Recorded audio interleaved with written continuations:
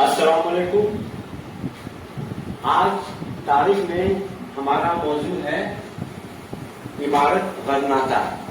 تو عمارت غرناطہ یا ایمریٹ آف گرناڈا. تو عمارت غرناطہ کے پہلا سلطان، پہلا امیر یا پہلا حکمران ابو عبداللہ محمد، جو ابن الاحمر کے نام سے زیادہ مشہور ہے، انہی کے بارے میں ہم آج پڑھیں گے. اندلس میں سال 1212 میں جو معرکۃ العقاب ہوا تھا، بیٹل آف العقاب، اس جنگ میں عیسائیوں کے ہاتھے مسلمانوں کو ایک زبردست شکست ہوئی تھی، اور اس شکست کے بعد محی الدین کی حکومت آلموسٹ ختم ہو گیا تھا. المدین کا جو آخری امیر تھا ادریس المامون، اب وہ صرف نام کے واسطے اشبیلیہ میں جو ہے انہیں حکومت کر رہا تھا.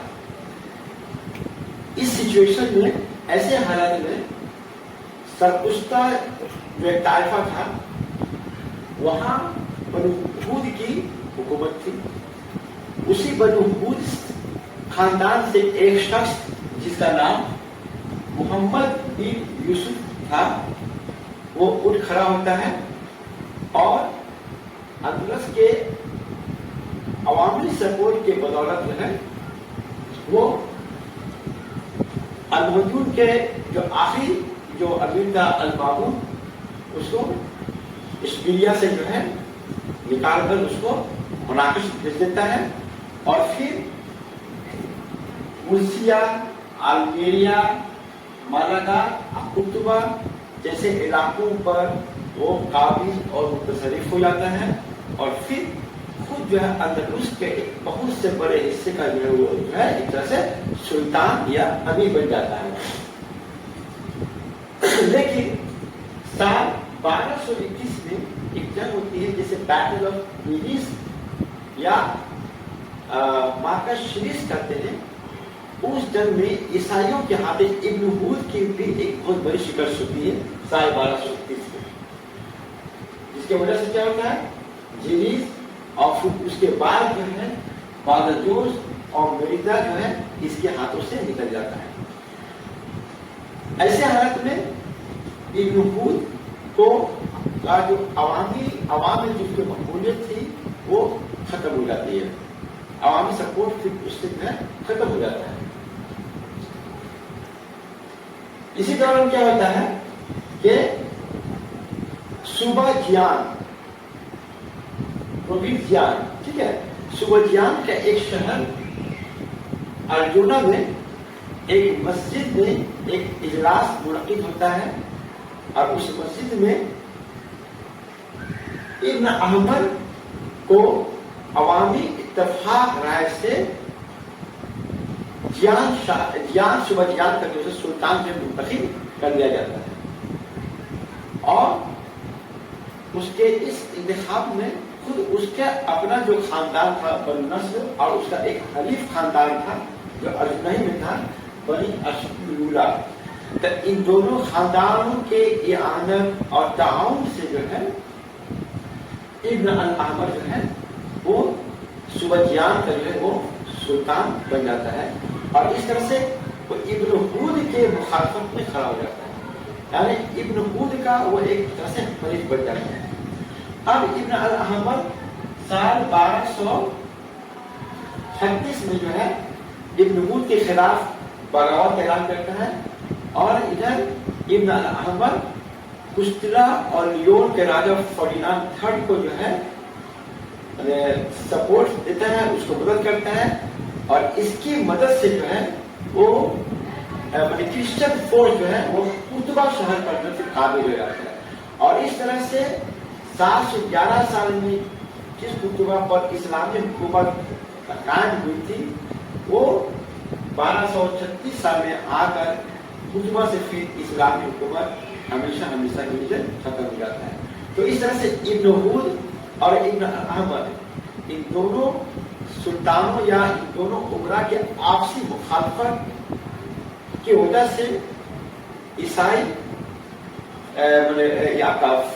कुश्तिला का जो राजा फर्डिनांड थर्ड था, उसको कुर्तुबा पर काबिज होने में जो है मदद मिलती है और काबिज हो जाता है। इसके बाद फिर 1237 में इब्न अल अहमद गरनाता पर काबूज हो जाता है और फिर बाद में उसको अपना दारुल खिलाफा बना लेता है। फिर 1238 में अल्जीरिया को कब्जा करता है, 1239 में मालागा को कब्जा करता है। इस तरह से सदर स्पेन में ये जो शहर थे, मालागा, अल्जीरिया, गरनाता, इस पर जो है इब्न बतूता का जो है कब्जा हो जाता है और इन इलाकों पर कब्जा करने में फर्डिनांड थर्ड का जो है एक सपोर्ट रहता है। तो फर्डिनांड, कुश्तिला के राजा फर्डिनांड थर्ड की मदद से, उसकी ताउन से इब्न बतूता के मुखालफत करने में इसको कामयाबी मिलती है और इन तमाम शहरों पर जो है इसको जो है काबिज होने में जो है भी इसको जो है बआसानी जो है इस पर जो है काबिज हो जाता है। बाद में फिर साल 1238 में अल्जीरिया में इब्न बतूता का जो है कत्ल कर दिया जाता है और फिर मुर्सिया में जो है उसको जो है दफन कर दिया जाता है। तो इस तरह से इब्न अल अहमद जो है का जो है उरूज होता है।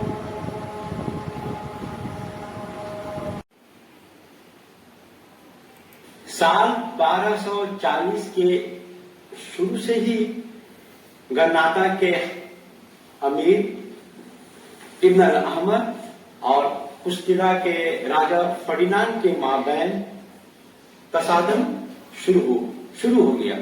हुआ ये कि फर्डिनांड थर्ड ने इब्न अहमद को गरनाता का अमीर या सुल्तान तस्लीम कर तो लिया सही में, लेकिन गरनाता के गिरनवा में जो मुस्लिम प्रोविंसेस, जो सूबे थे, वहां पर राजा फर्डिनांड अपने पेशकदमी को जो है जारी रखा।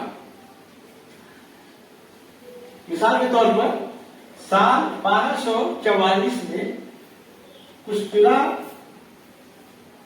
इब्न अहमद के पैदाइशी शहर अर्जुना का मुहासरा किया और उस पर काबिज हो गया। साल 1245 में फर्डिनांड ने जियान शहर का मुहासरा किया और उसको भी कब्जा कर लिया।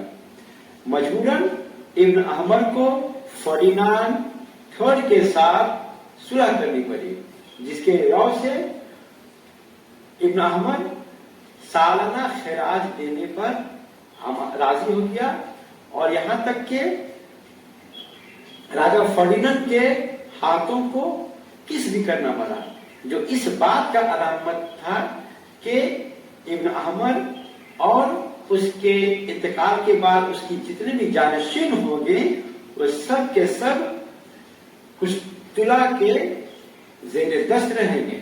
यानी ग्रेनाडा अब कैस्टिल का एक ट्राइब्यूटरी स्टेट या वैसल स्टेट बनकर रहेगा। वैसल स्टेट मतलब ये हुआ कि जब कभी कैस्टिल को किसी फौजी मदद या ताकत की जरूरत पड़ेगी तो ग्रेनाडा उस वक्त उसको फौजी मदद करेगा, या जब कभी भी कुश्तिला किसी भी इलाके में अपनी फौजकशी करेगा तो वहां पर ये उसकी मुखालफत नहीं करेगा। तो इस तरह से ग्रेनाडा अब कैस्टिल का एक वैसल ट्राइब्यूटरी स्टेट बन गया। तो 1246 में ये एक एग्रीमेंट हुआ। अब ये एग्रीमेंट जो है करीब 20 साल तक चला। अब साल 1248 में इसी एग्रीमेंट के तहत अब इब्न अल अहमद ने फर्डिनांड थर्ड को ऑस्ट्रेलिया फतह करने में मदद किया। 1254 में फर्डिनांड थर्ड इंतकाल कर जाता है और उसके बाद उसका लड़का अल्फोंसो टेन लियोन और कैस्टिल का राजा बनता है। अब इसके बाद अल्फोंसो टेन और ابن احمر کے درمیان جو ہے ایک درار پڑ جاتا ہے. اب الفونسو 10 گرناڈا کے قریب میں جو جنوبی اسپین میں جتنے سارے مسلم صوبے ہیں وہاں پر ایک ایک کر کے جو ہے وہ اس پر حملہ کرتا ہے اور اس پر جو ہے قبضہ لیتے چلا جاتا ہے. مثال کے طور پر شمالی افریقہ میں مسلمانوں کے خلاف ایک یہ کروسیڈ کے اسکیم کے تحت اس نے کیا کیا، کیڈس پروونس میں اور سینٹا ماریا میں اس نے فوج کو لا کر جو ہے بسا دیا. پھر سال 1261 میں اس نے جیریس کو بھی فتح کر لیا اور وہاں پر ایک جو ہے فوجی چھاونی جو ہے قائم کر دیا. پھر سال 1262 میں الفونسو 10 نے نیبلا طائفہ پر بھی قبضہ کر لیا جہاں پر ایک مسلمانوں کی حکومت تھی. اور اس کے بعد ابن احمر سے یہ کہا کہ تیریفا اور الجیسیرس جو علاقے ہیں اس کو جو ہے اس کے حوالے کر دیا ہے. یہ تیریفا الجیسیرس یہ سب جو ہے اسٹیٹ آف جبرالٹار یا یہ کیڈس پروونس کے آس پاس ہے، گرناڈا کے گرد و نواح میں. پھر سال 1263 میں اشبیلیا پروونس میں ایک شہر بول کر ہے وہاں سے اس نے مسلمانوں کو جو ہے بے دخل کر دیا، مسلمانوں کو وہاں سے نکال دیا. اچھا، اس میں ایک بات یاد رکھیے گا کہ جب یہ آپ کا جیان شہر پر 1245 میں جب اس کا محاصرہ کیا تھا تو صلح تو ہو گیا، لیکن صلح ہونے کے باوجود بھی جیان شہر سے جو ہے مسلمانوں کو وہاں سے جیلا وطن کر دیا گیا اور وہاں پر جو عیسائیوں کو لا کر بسا دیا گیا. اب یہاں پر یہ ایک نیا ٹرینڈ یہ دیکھنے کو ملتا ہے کہ جب کبھی بھی کیسٹیلین کسی بھی مسلم علاقے کو فتح کرتے ہیں تو وہاں سے مسلمانوں کو وہاں سے نکل جانے کا حکم دیتے ہیں اور پھر اس شہر میں اس علاقے میں جو ہے عیسائیوں کو لا کر جو ہے بسا دیا جاتا ہے. یہ ایک نیا ٹرینڈ جو ہے اب یہاں سے ہم کو آگے کی طرف دیکھنے کو ملتا ہے.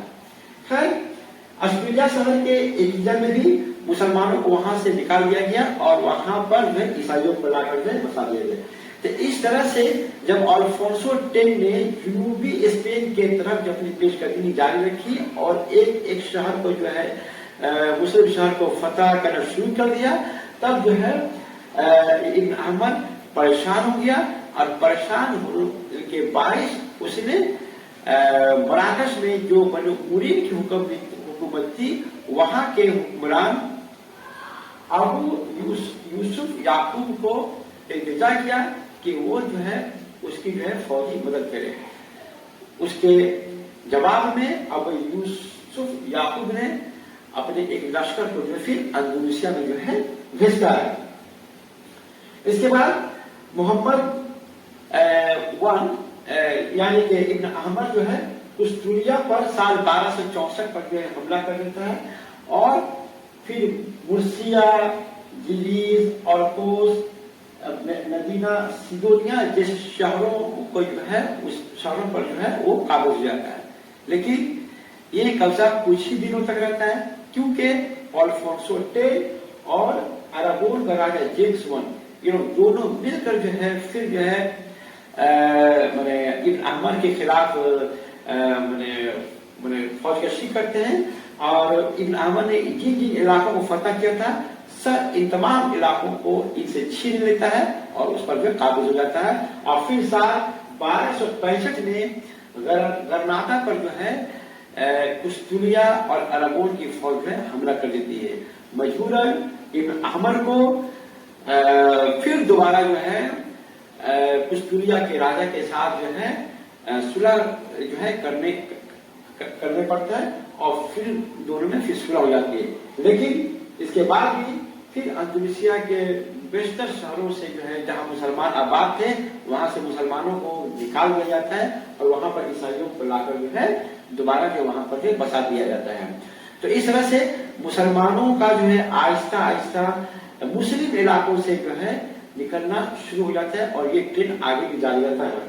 پھر سال 1273 میں ایک ملٹری ایکسپیڈیشن فوجی مہم کے دوران ابن احمر گھوڑا سے گر جاتا ہے اور پھر اس کی موت ہو جاتی ہے.